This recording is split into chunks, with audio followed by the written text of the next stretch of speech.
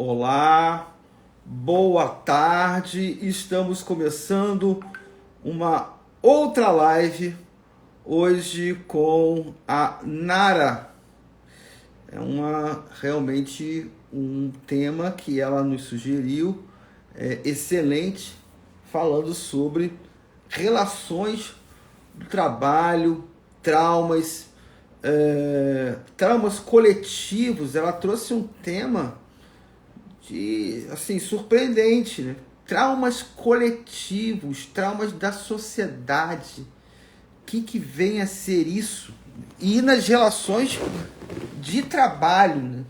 Que coisa interessante, que temas interessantes que nós vamos conversar hoje, nessa uma hora com vocês.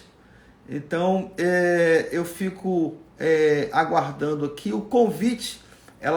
Nara já entrou, ela pode solicitar agora a participação, enviar a solicitação para ela entrar. Ela já está aqui conosco.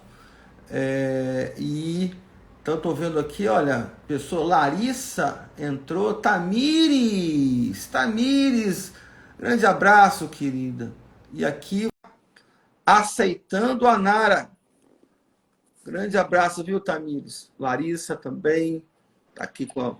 Olá! Olá, como estão? Tudo ótimo, tudo bem, tudo bom contigo? Que bom, acho que nós nunca... Já fizemos alguma live juntos, não, né? Já pelo meu Já, canal. né? Logo no início, não foi? Logo no início? Foi isso que eu tô me recordando agora. Essa é a nossa segunda live, Nara. E Sim, agora, com temas que você sugeriu, você fez uma lista de perguntas aqui que eu fiquei muito contente. Então, você trabalha mais na área trabalhista, que você me falou. Hoje você reside em São Paulo, não é isso? isso. Sou advogada e mediadora sistêmica, minha especialização em direito do trabalho. Atuo mais nessa área. Estou morando aqui em São Paulo, capital.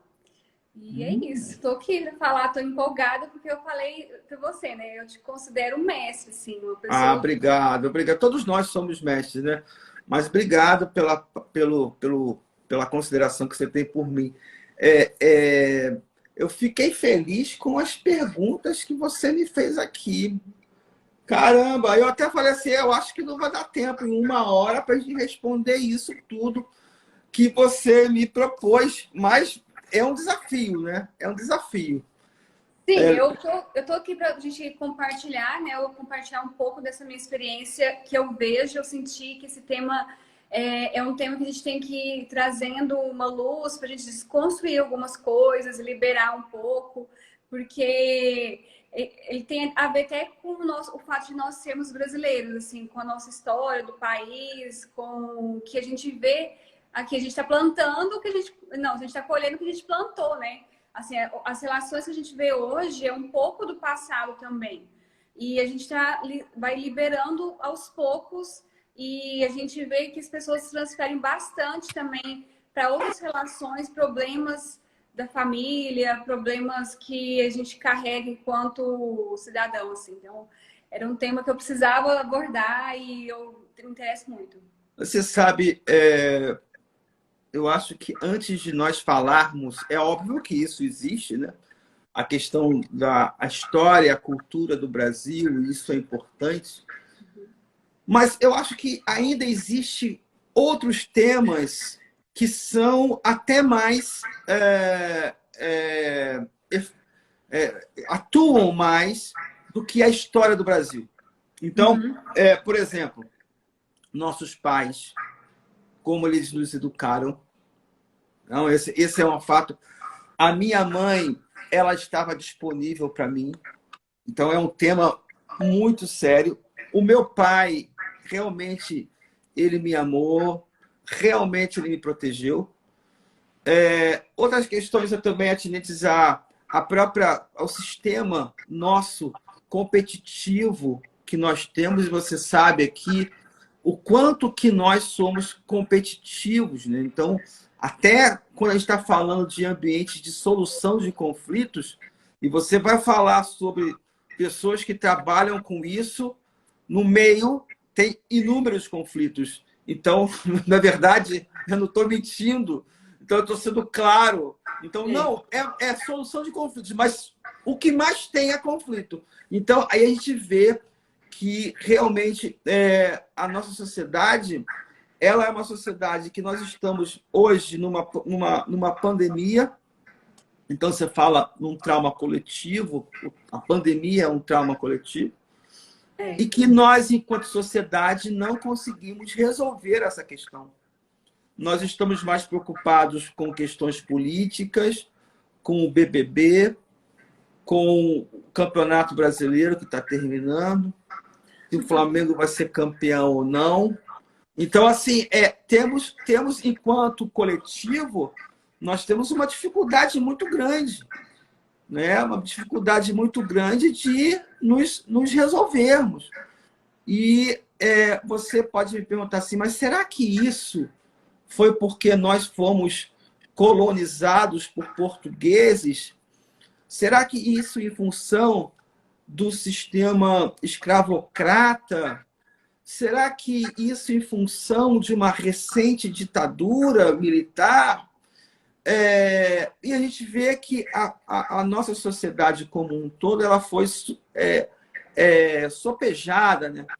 Mas, na verdade, isso tudo indica, eu que andei um pouco mais o Brasil do que você, eu vejo que a sociedade, todos nós buscamos um salvador. Sim. Essa é o maior trauma, no meu entender, da sociedade. Buscamos uma pessoa para nos salvar. Então, se é o político, se é a pessoa que está lá o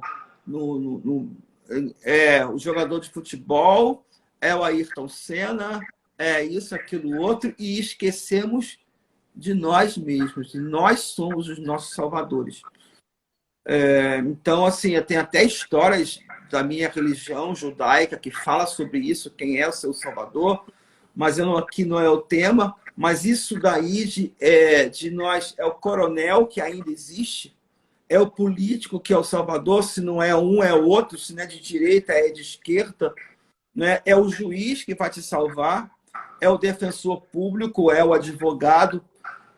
Então, aí você está começando a ver, é o constelador que é salvador, não é? É o constelador que é o salvador. Vai fazer um show, né? Ele não vai constelar, ele vai ser um showman, né? Ele não vai. Ele não tá preocupado com o cliente dele. Ele está preocupado em ser um showman, né? E aí está entrando aqui a Alda, que é a minha amiga, juíza do trabalho. Beijo, querida. Beijo, beijo, beijo. E aí a gente vê que, diante de toda essa questão de salvador, a gente vai ter estruturas, tanto familiares quanto no trabalho, de salvador e salvar. E a pessoa que quer ser salva. Sim. Beijo, Alda.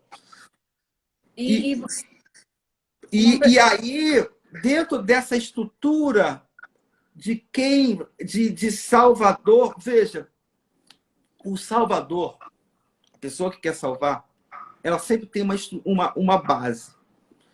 Ela quer salvar, mas, por outro lado, ela precisa que outra pessoa seja salva. Olha só. Então, eu te salvo, mas você tem que aceitar uma coisa, que eu sou o seu salvador. Tá bom? Uhum. E aí começa a haver uma relação de domínio. Porque eu sou o seu salvador. Quem precisa de quem é a primeira pergunta, mas a segunda pergunta é saber se o salvador, ele depois vai aceitar que quem vai ser salvo pode ter um outro caminho que não ele. Então fica uma manipulação ali e os dois perdem contato de si próprios. na verdade, o salvador depois ele se torna um grande perpetrador, né? Porque ele não permite que a pessoa ele vai desplugar a vítima do perpetrador original, vai querer salvar e ele vai ser o segundo perpetrador. Então, assim, essa é uma dinâmica, é o que acontece, e que nós temos isso dentro da família e temos isso nas relações familiares, quando a pessoa aquele homem forte, ele quer se aproximar de uma mulher frágil. Então, a mulher frágil é aquela que foi vítima do pai ou da mãe. Então, vem aqui que eu te salvo. Aí, depois ele começa a perpetrar a própria pobre mulher. E dentro dessa estrutura, nós vamos ver aí, olha, que isso tudo que eu estou falando é o patriarcado, e depois nós vamos ter toda essa estrutura nas relações de trabalho também. O patrão muito forte e, às vezes, o empregado muito fraco, ou, às vezes, o próprio empregado, né, que foi muito vítima, exige agora do patrão diversas questões.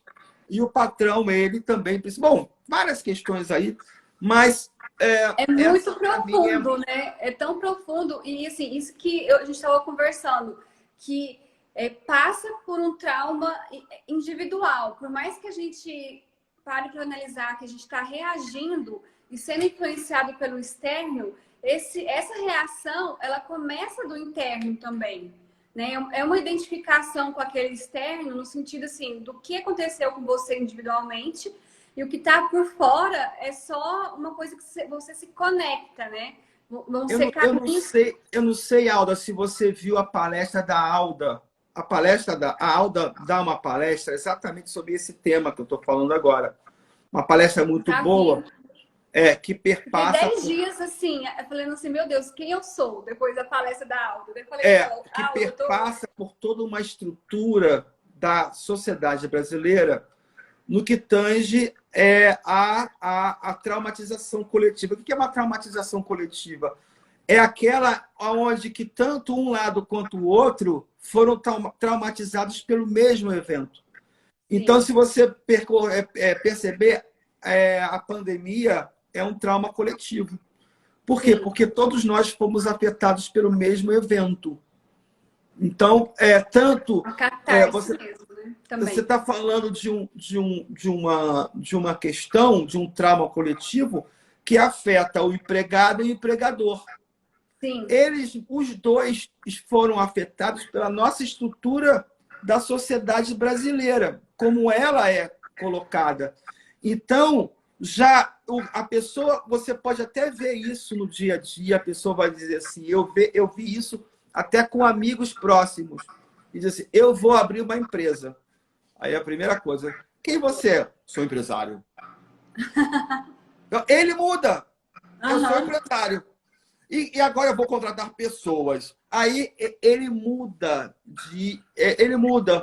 porque a sociedade diz que o empresário manda e o empregado obedece e não pode questionar nada. Sim. E se você olhar o patriarcado, também é assim. É o pai que manda, os filhos e a esposa obedecem. Não podem opinar em nada. Então, você vê que a estrutura familiar, a estrutura da sociedade, ela influencia como um todo. Então, um pai não pode pedir desculpas para o filho. Não pode. Por quê? Porque isso ia tirar a autoridade do pai? Será?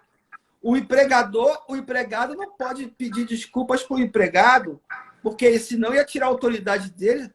Será que ia tirar a autoridade ou ia legitimar mais ainda? Eu fico questionando isso. Porque quando um pai ele é humilde o suficiente para dizer, filha, eu errei com você, cara, ele está dizendo assim para a criança, filha, você pode errar. Porque o seu pai erra, você pode errar também. Olha o peso que você tira das costas da criança. Você pode... Seu pai erra, agora você pode errar também. A gente tem que fazer sempre o melhor. Então, assim, essa estrutura autoritária nossa, que aí vem, né, de todo, como a Alda falou, mas que nós somos influenciados bem próximo, tudo bem, essa estrutura começou lá, mas hoje ainda é muito próximo de nós. Você vê que as escolhas, sem aqui dizer questões de A ou de B ou de C, mas as nossas escolhas, inclusive políticas, elas são de pessoas que são, se não são autoritárias, elas são muito assim carismáticas e que depois viram autoritários. Então a gente vive isso o tempo todo, sabe? O tempo inteiro precisamos entender que não é, e isso daí é muito importante, não é o empregador que vai me salvar. Eu trabalhando é que eu vou me salvar. Eu trabalhando bem, eu vou me salvar. O empregador, ele precisa dizer, não é o empregado que vai fazer por mim.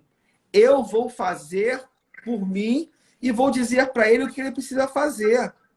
Mas isso daí é uma delegação que eu preciso confiar. Eu estava falando há pouco tempo com uma pessoa que trabalha comigo, e eu vou confiar no que eu estou delegando e vamos ter relações construtivas, harmônicas, né?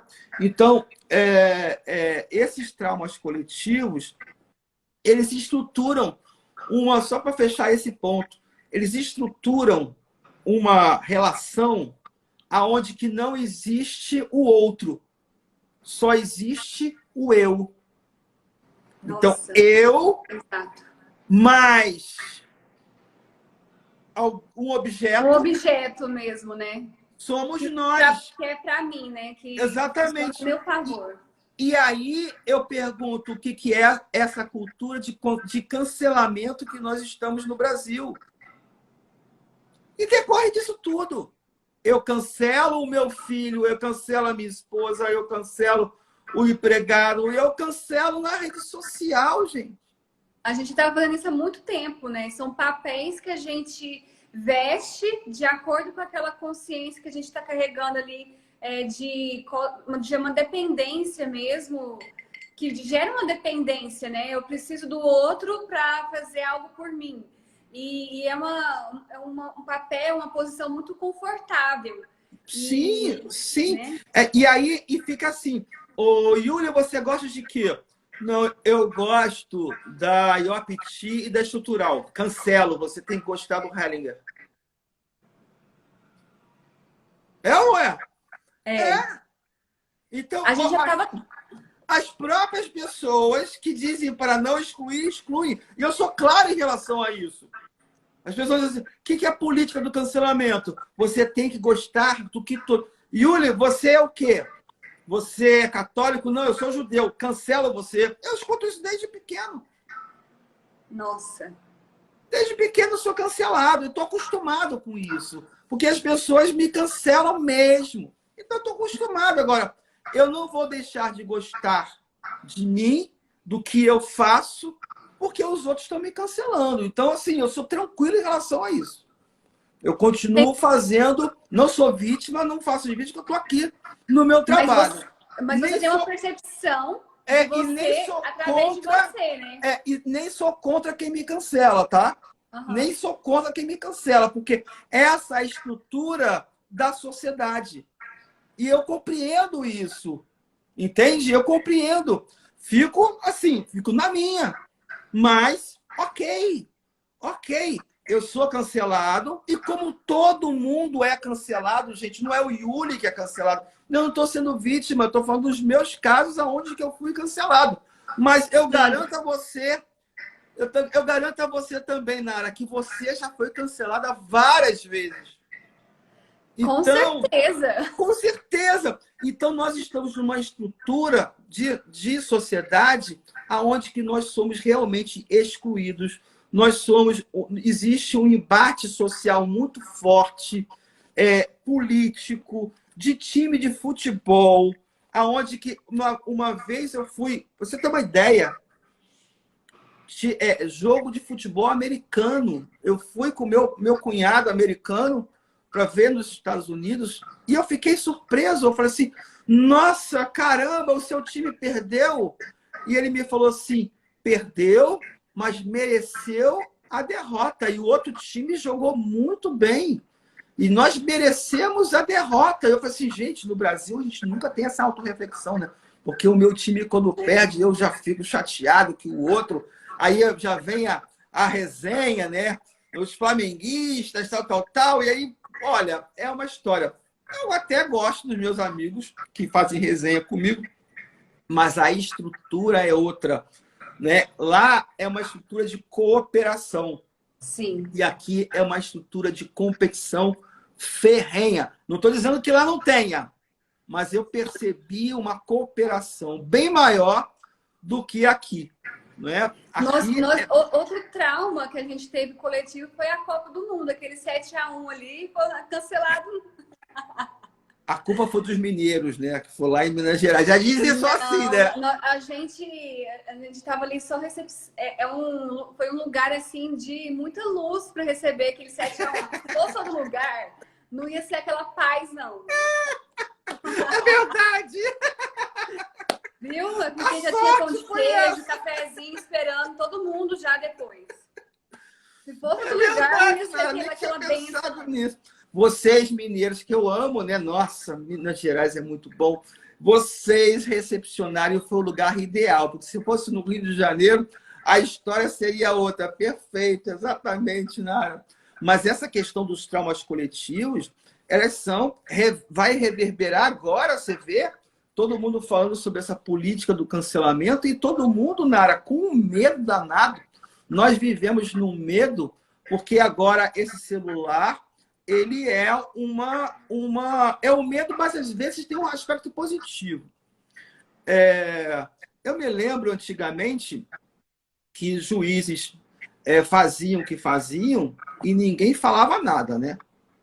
E hoje isso é verdade. E hoje em dia eu sei. É verdade. Hoje em dia, com isso aqui, a gente resolve tudo. É só colocar na rede social. Aí o que acontece? Todo mundo é obrigado a melhorar emocionalmente.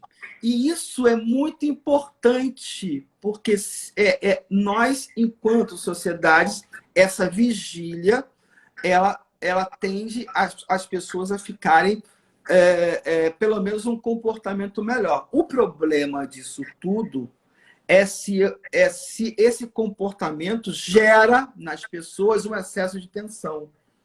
Eu acho que gera bastante.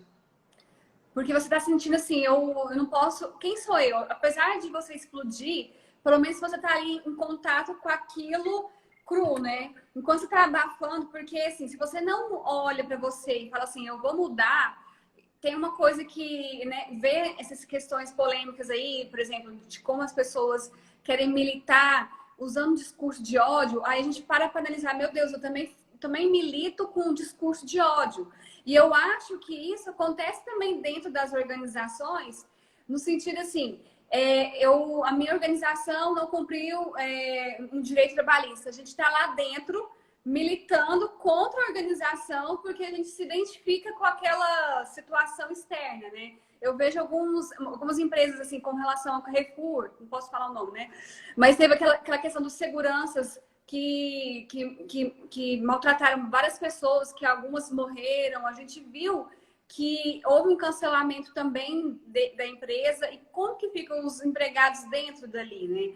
O trauma, que tem trauma, que a gente entra na empresa, se identifica com aquilo, com aquela situação e tenta uma compensação dentro da empresa. E outros traumas acontecem de forma coletiva depois que você entra, né? Igual aquela das barreiras lá de Minas Gerais, em que rompeu lá em Brumadinho, foi um trauma coletivo também.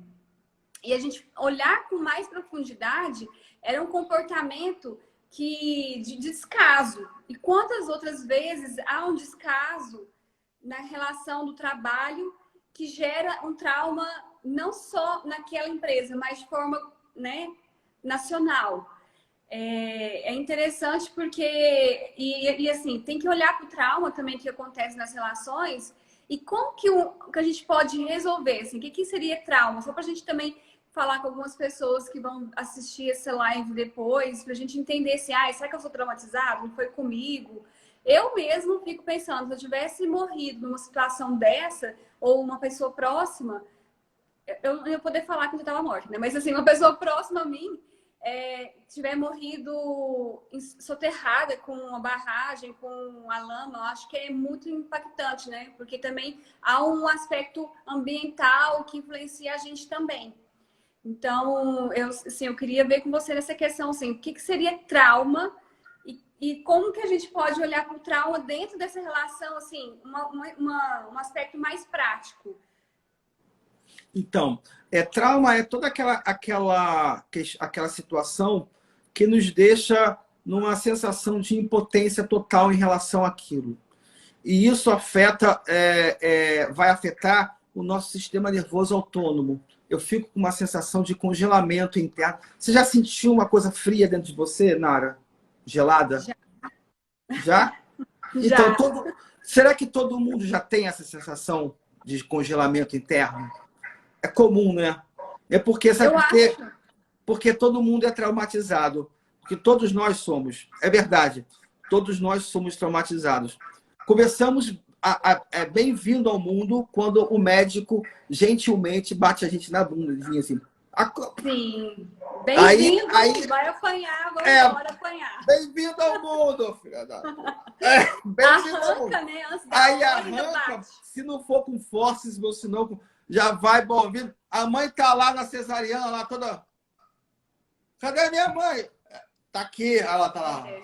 E aí a gente vê, e isso que eu tô brincando aqui, mas isso tem consequências fortíssimas durante a vida todinha da pessoa, viu?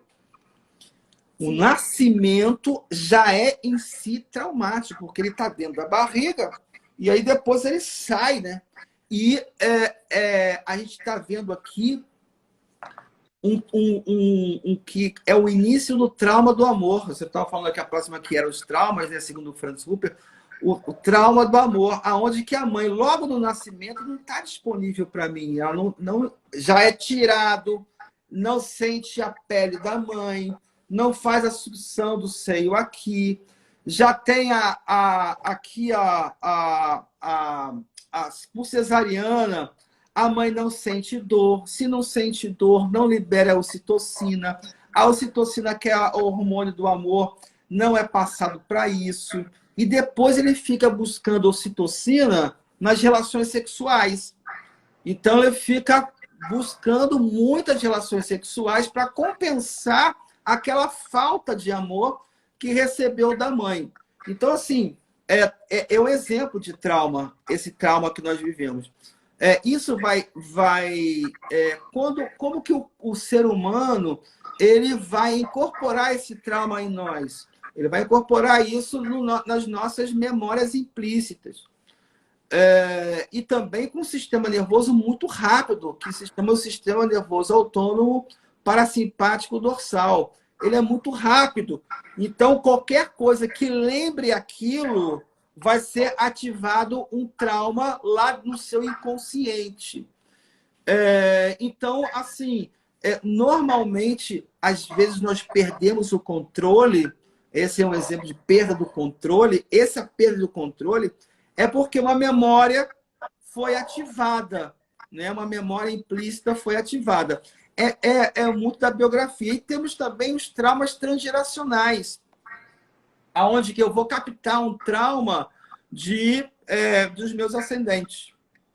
Entende? Isso é muito comum. O trauma, ele é comum, todo mundo é traumatizado, uns mais, outros menos. Mas eles são determinantes em nosso comportamento.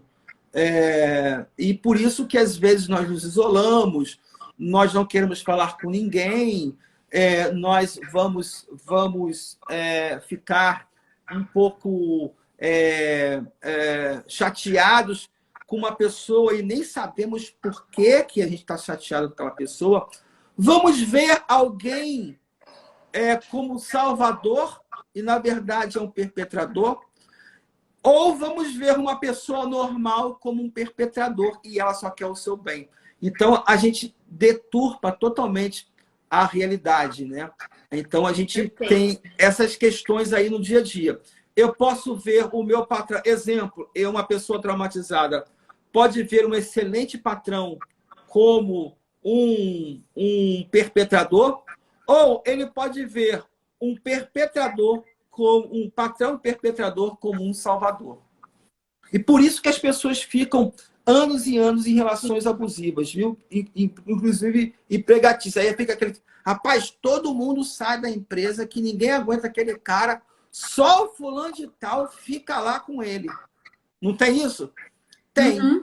Tem. Por quê? Por causa disso, dessas relações. Você falou uma questão bem interessante de empresas que impactam a sociedade traumatizando. E aqui em Maceió, eu não sei se você tem conhecimento, nós temos uma empresa, que eu não vou falar o nome por ética, que ela é uma mineradora e ela foi buscar salgema debaixo da cidade de Maceió. Nossa. Então, a cidade de Maceió, ela é oca por baixo, na parte alta. Socorro. Exatamente. O que aconteceu... Bom saber. Você me avisa um dia que eu vou e eu não quero passar nesse lugar, não. O que aconteceu? 2 bairros foram interditados. Meu porque Deus. estão afundando. Inclusive o bairro onde que funcionava o clube, o chamado CSA. Então, ali foi cercado. Isso impacta até a menina que trabalha aqui em casa, né, que ela é nossa secretária, já há 8 anos, ela está vivendo, conversei com ela, ela mora num dos lugares desses aí. Ela tem a casa própria e tudo mais.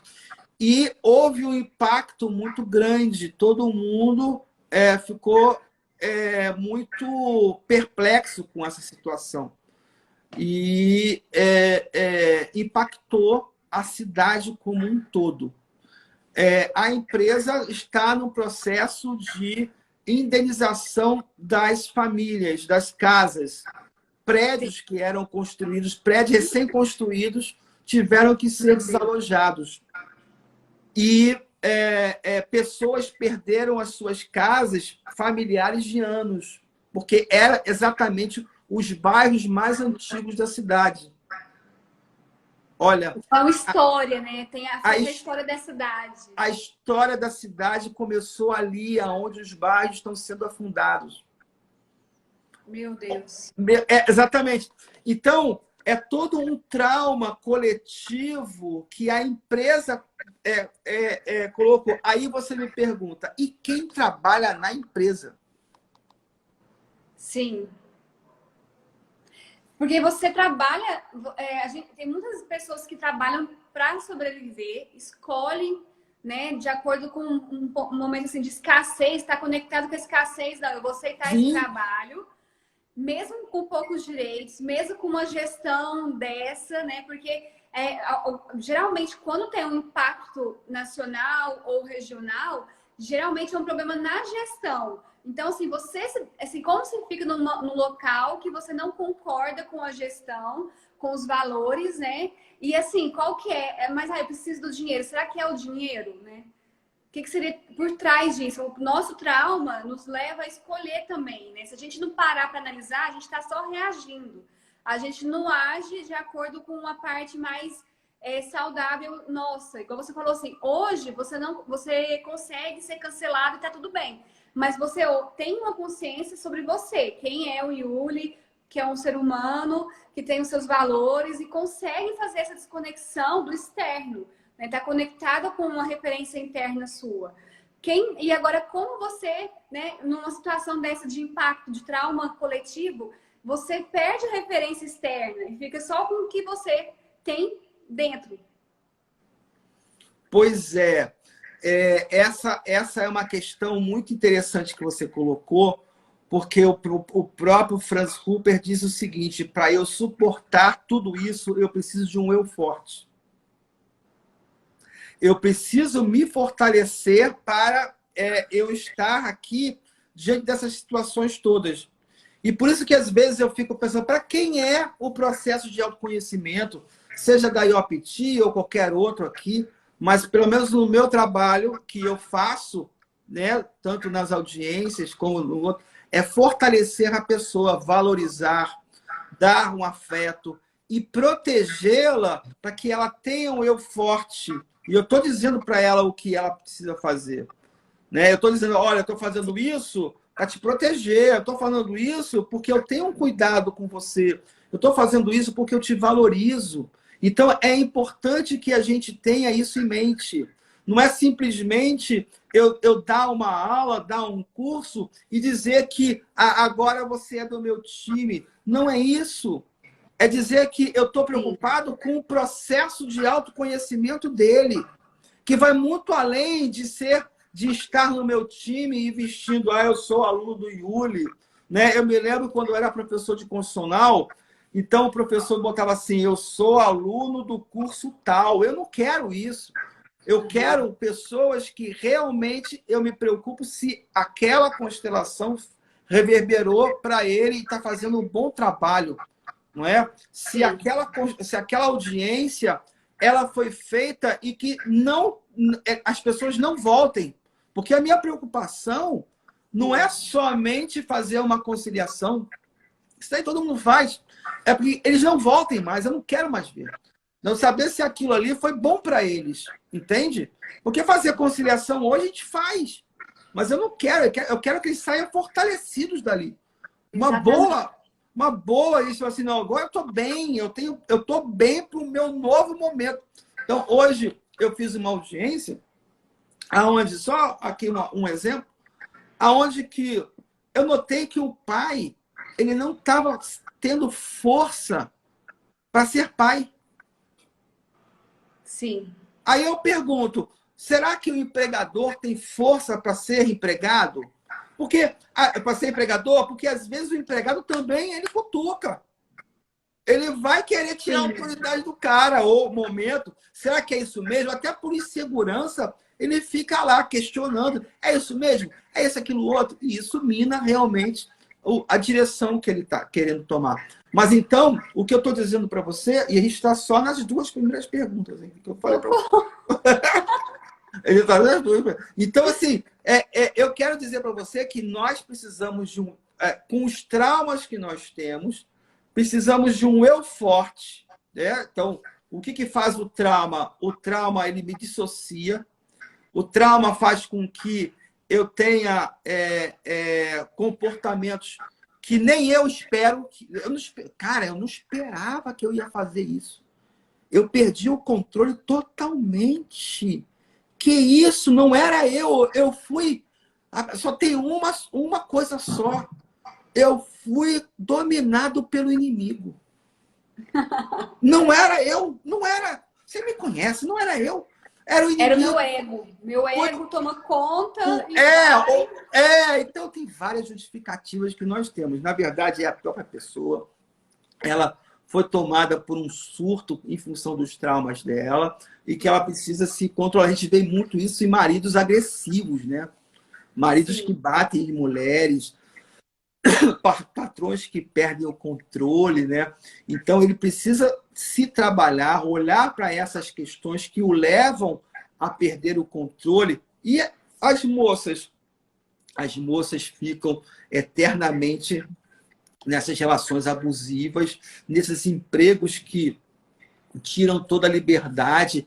Então, a pessoa chega às 7 horas da manhã e sai às 7 horas da noite, não tem mais tempo para nada. Você acha que a questão da desigualdade do salário pode ser um trauma coletivo no feminino? Olha, isso com certeza, porque uma das questões atinentes aos traumas coletivos é a competitividade entre os sexos. Isso o próprio Franz Super ele menciona. O masculino não coopera com o feminino. O masculino, em função do patriarcado, ele quer uma mulher. Objeto que não prospere, Ele não quer que a mulher prospere financeiramente para ter o domínio, né? Ele quer o domínio da mulher. Ele não quer a mulher próspera, autônoma, uma mulher que realmente tenha autoridade sobre ela própria, que seja... Né? Não quer. Ela quer uma mulher para ele, um objeto. Aí de novo a mesma coisa. Ela quer um objeto, uma mulher bonita, né? Que vai ali e ele vai ser um objeto de poder, porque mulher bonita é um objeto de poder. Entende? Uhum. Então, Entendi. eu quero uma mulher bonita, e a mulher bonita realmente claro, é muito bom, mas para que você quer uma mulher bonita? Então, a mulher bonita, ela agora, a mulher também precisa se posicionar nesse sentido, não é? E nas relações de trabalho, as mulheres também podem ser objetivadas, né? Sim. Ganhando menos do que o homem, né? Então, assim, Exatamente. eu sou órfão muito cedo, eu fui criado, apesar de ter um padrasto excelente, mas quem comandou, vamos dizer assim, comandou, entre aspas, a minha educação foi a minha mãe. Então, assim, eu entendo muitas mulheres, né? Eu não consigo vislumbrar que a pessoa ganhe menos em função do sexo que ela possui. Eu não consigo, né? Eu não tenho como perceber isso. Não tenho. Mas, ok, existe isso, né? E pronto, acabou. Né? A gente vai fazer o quê? Né? Então, a gente precisa só que as mulheres elas se posicionem com elegância, obviamente, e dizendo assim que, olha, se o fulano ganha isso, eu ganho isso, e tem, hoje em dia, ações dessas naturezas, né? Então, acho que a gente pode reverter isso. E tem uma coisa que você estava falando do trauma, que a pessoa tem um comportamento a partir do trauma, né? Ela fala, ai, não sei o que aconteceu, mas geralmente do próprio trauma que tá ali, uma hora vem à tona. Mas tem gente que a vida é sustentada pelo trauma. E quando ela se depara com isso, é difícil até de mudar, porque uma das bases do que ela construiu toda a narrativa da vida dela é baseado no trauma. Né? Então, às vezes, assim, acho que alguma coisa que eu já ouvi falando assim, quando você quer mudar, você tem que tomar cuidado onde você vai mudar, porque às vezes você desmorona tudo. E foi uma das coisas que depois que eu assisti a live da Alda, o workshop dela que ela deu com a Lia, eu fiquei assim, gente, eu era muito identificada com o empregado. Eu vi o empregado e eu vi aquela necessidade de compensação e eu me sentia assim, identificado no sentido, eu vou ajudar porque realmente ele é um injustiçado, ele precisa de ajuda. Eu olhava as leis e eu achava que aquilo era o que estava determinando. A lei é superior, então a gente tem que cumprir a lei. Então, aos poucos, eu fui vendo isso e vendo assim, não, eu não estava num local saudável. Agora, eu entrei na área trabalhista, muito identificado com isso, né? Seguindo essa linha. E quando chega um momento da sua carreira, você fala assim, meu Deus, agora o que eu vou fazer? A internet dela... Voltou? Voltou? É bem interessante o que a Alda colocou aqui. Vou explicar para vocês 2 pontos que a Alda colocou aqui no que tange as relações empregatícias a mulher, né?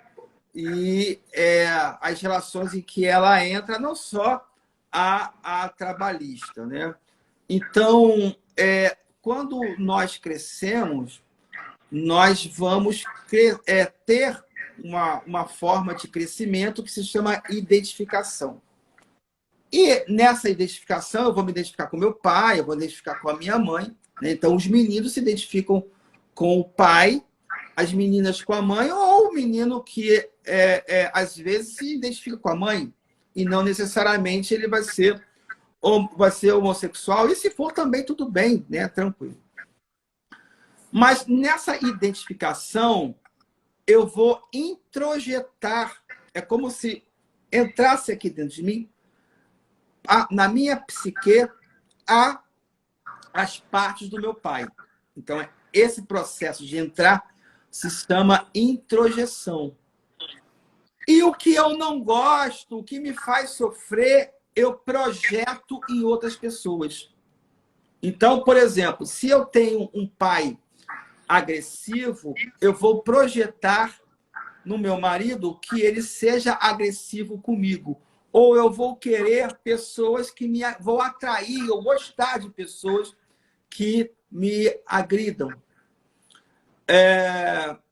Outra coisa também que ela falou é sustentadas pelo ES, que ela falou não é, que às vezes, viu, Alda, me permita aqui que às vezes a pessoa está dizendo assim, rapaz, ela está falando do Espírito Santo, então ela está sustentada pelo Espírito Santo, ela vai dizer que é a questão religiosa, mas é sustentada pela estratégia de sobrevivência. O que é uma estratégia de sobrevivência?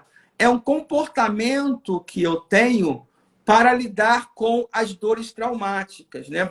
Me permita, por favor, Alda, minha amiga, a eu complementar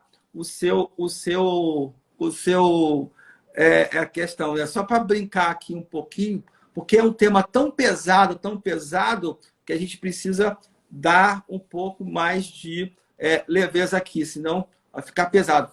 Enquanto isso, eu estou falando e a Nara está vendo as questões da internet dela.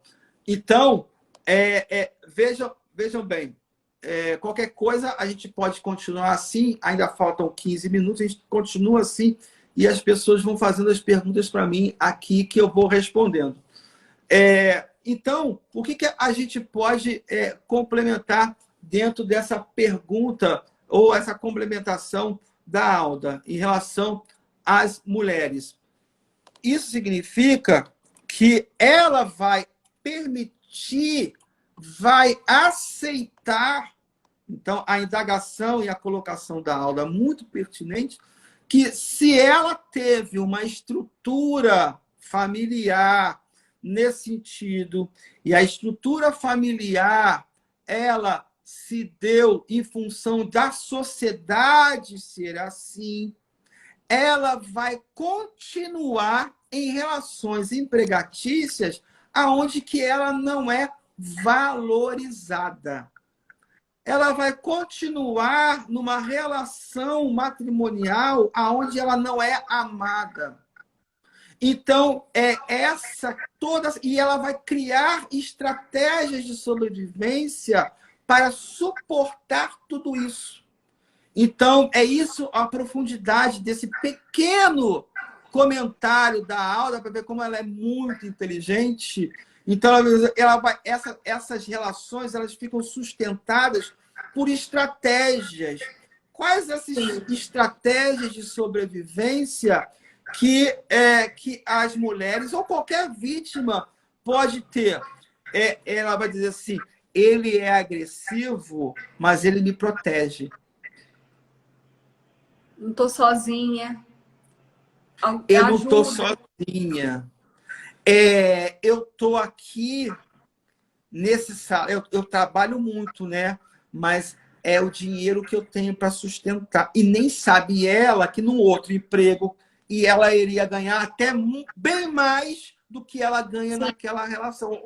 Ela não se abre para outras possibilidades. É isso que eu estou falando. Não é? A pessoa deturpa, né? Você falou que deturpa muito o que está vendo. A gente está, às vezes, idealizando e a realidade é outra. Olha só.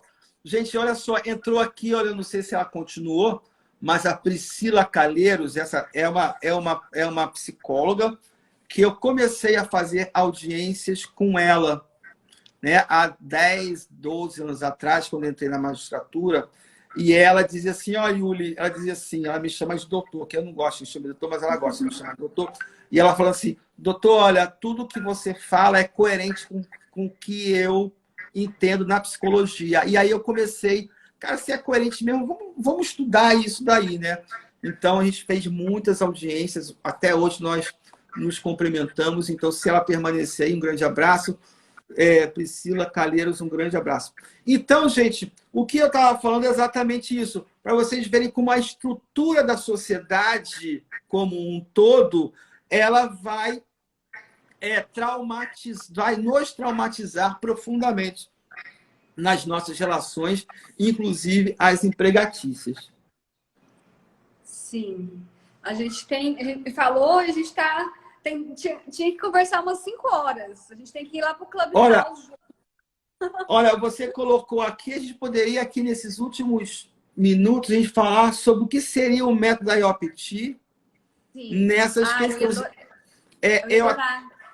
Eu até posso complementar aqui que a Alda, assim como eu como a Alda, a gente trabalha no judiciário, fazendo audiências, e fico muito feliz com todo esse desenvolvimento, porque nós começamos isso, outros juízes também já estão implementando. Lá atrás começou com o Tami, depois comigo e depois com vários outros juízes.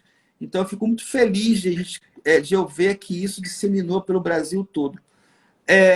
Eu entendo que o método que eu utilizo mais nas minhas audiências, primeiro eu vou falar nas minhas audiências, é onde que eu vou ter a possibilidade de ter uma empatia e uma compaixão pelas pessoas, pelos jurisdicionados, né?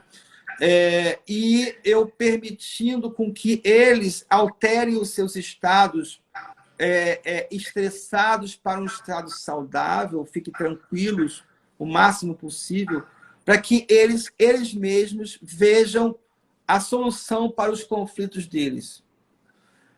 Sempre respeitando o querer das pessoas.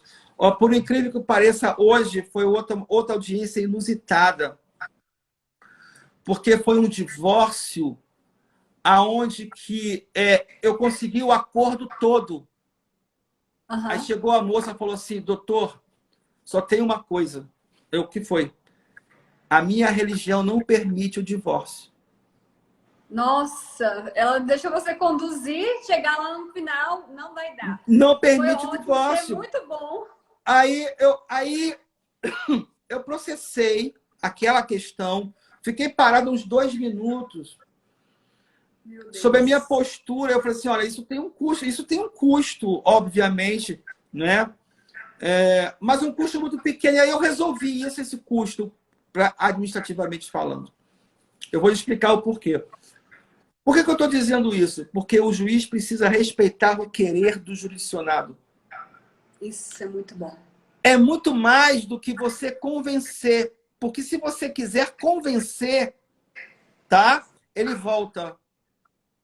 Você precisa ter um poder de persuasão e dizer que aquilo dali, aquele acordo, é o melhor que ele precisa. Mas qual é a diferença? A diferença é que você vai dar motivos para ele, vai fazer tipo uma pedagogia para que ele se oriente e ele mesmo mude o comportamento dele. Não é dar lição de moral. Sim. Não estou ali para dar lição de moral. Não estou ali para dar lição de moral. Não estou ali para botar o dedo na cara de ninguém. Eu estou instruindo pessoas. E se ela quiser, ela aceita. E se quiser, não aceita. Eu respeito o querer dele. Né? E isso daí foi uma lição muito grande para mim, porque eu fundamentei dizendo que não há acordo única e exclusivamente pela liberdade religiosa. Está lá no artigo 5º, inciso 6 da Constituição. E aí, o que eu fiz? Doutor, apresente a contestação agora aqui em audiência. Aí ele apresentou a contestação, o tempo foi o mesmo, que a sentença vai ser prolatada no mesmo tempo do acordo. Então, prejuízo para a outra parte não teve. Sim. Nenhum. Porque é um direito potestativo, você sabe muito bem. Então, aí, nesse direito potestativo, eu prolatei a sentença. Não teve prejuízo para ninguém. E ela ficou muito feliz. Me agradeceu muito, porque ali o direito dela, ela foi vista. Ela foi respeitada. Entende? Não passou por cima, né? Não passei por cima. Então, essa é a grande diferença. Eu não vou dizer para ele que ele precisa fazer isso. Eu vou dizer assim, qual a função do pai, qual a função da mãe. e se ele está apto ou não para isso, né? O quanto que ele pode ser o pai, o quanto que ela pode ser a mãe, porque às vezes as pessoas não estão preparadas para isso. Entende? Quando ele se vê respeitado na sua dignidade, eu não estou dando lição de moral nenhuma. Quem sou eu para dizer que eu sou melhor que ele? Ele vai dizer, pô, esse juiz daí, ele está me ensinando, eu acho que eu vou. Eu acho que eu vou. E foi. E resolve. Entende? E resolveu, e ele vai. E ele vai com força, porque ele quer o filho dele bem. Ele quer a ex-mulher. Agora, se porventura eu der lição de moral, gente, ele sai dali nervoso, sai dali com raiva. Então, a IOPT, numa audiência, ela vai respeitar o querer da pessoa, vai valorizar e o limite dela. O juiz não dá lição de moral, ele instrui. Essa é a diferença, não é? Não sou eu que vou dizer para a pessoa o que ele deve fazer. Eu vou dizer, a função do pai é essa, a função da mãe é essa, e você caminha o quanto que você puder. E aconteceu uma coisa comigo mais ou menos igual a isso. Eu sou advogada trabalhista e eu achava que acordo trabalhista extrajudicial tinha que ser muito benéfico para o trabalhador. E eu tinha 2 clientes recentemente que eu expliquei todos os direitos trabalhistas para eles e eles não queriam aquele valor que eu cheguei. Eles fecharam com um valor que era 1/3 do que eu falei. Eu me senti um pouco assim, frustrada. Eu comecei a olhar para mim no sentido assim, eu queria que eles tivessem me acolhido, né? Assim, a gente tem um poder em cima do nosso Perfeito. cliente. Aí eu falei assim, não, ele me contratou para acompanhar no acordo extrajudicial. Para ele é suficiente. Eu tive que entender que eu fiz um bom trabalho, sim, porque eu comecei a me questionar. Será que por que ele não entendeu? Ele não entendeu que ele está perdendo dinheiro? Então, assim, eu comecei a entender que não. Eu fui vendo qual que é a minha posição, eu instruí, eu passei tudo para ele e eu respeitei. Beleza, ele quer isso. Então vai ser assim. E talvez, se ele continuasse no litígio, ele não ia receber esse dinheiro logo. Ele precisava desse dinheiro logo. Sim. Então, ele estava com a necessidade imediata do dinheiro. Isso é muito importante. Nós não sabemos da necessidade da pessoa. Ninguém, ela que precisa saber dela. Então, eu confio na liberdade dele, eu respeito. Então, essa é um ponto muito importante. Empatia, compaixão, respeito, valorização, acolhimento e proteção são as bases da IOPT que o juiz precisa entender e aplicar na hora, ou qualquer profissional do direito. No dia a dia, eu, enquanto no processo de autoconhecimento, eu vou buscar o fortalecimento do meu eu. Como? Eu vou buscar aqui no Yuli, buscar o quanto que eu não me valorizo, o quanto eu não me acolho e o quanto eu não me protejo. Então, quando eu reconheço isso em função da minha biografia, eu sou capaz de realmente ir um pouco além, né? E aí a gente vai andando por esse caminho daí. Mas eu queria dizer que nós temos, sim, um curso, aulas de IOPT. No ano passado, nós tivemos mais de 100 alunos. A turma mais avançada está começando agora. Eu tenho todo um cuidado de saber o quanto que cada pessoa que está comigo, o quanto que as constelações entram na vida dela. Então, às vezes, tem coisas que os alunos falam comigo que nem as esposas sabem. Então, sim, é algo muito íntimo, não é? E esse trabalho de autoconhecimento que é muito necessário para quando nós estamos fazendo audiência, eu tenha uma resiliência em relação a sentimentos negativos. Veja bem, se uma pessoa não me aprova, eu não vou perder o controle. Sim. Eu não vou xingar a pessoa por isso. Cancelar. Até porque não vou cancelar essa pessoa. Até porque a minha história em relação a isso, né? Eu tinha piadas, porque eu sou judeu desde pequeno, e eu aprendi isso. Não é que o Yuli é bonzinho, eu não sou bonzinho, eu só não cancelo. Eu só não vou eliminar uma pessoa porque ela não concorda comigo. Então, isso é bem mais do que você não ter... bem mais do que você perder o controle. Ah, eu tenho que ser raivoso porque ele foi raivoso comigo. Não, não necessariamente. Isso não é ser bonzinho. Isso é saber que o cara tem um posicionamento, ele faz isso, e o problema é dele, cara. Se ele não gosta de mim, o problema é dele. Eu não vou perder o meu centro por isso. Entende? Eu acho que quem perde o controle não sou eu, é ele, é a pessoa. Quem cancela é a pessoa, não sou eu. Quem exclui é a pessoa, não sou eu. Porque se eu excluo, eu perco parte da minha realidade, da construção da minha realidade. E aí eu não estou interessado nisso, entende? Mas olha, Nara, daqui a pouquinho eu vou dar aula. Eu falei para você que não ia dar tempo. Não ia dar tempo, né? Eu falei que não ia dar tempo. E eu fico muito feliz, Nara, pelas suas colocações.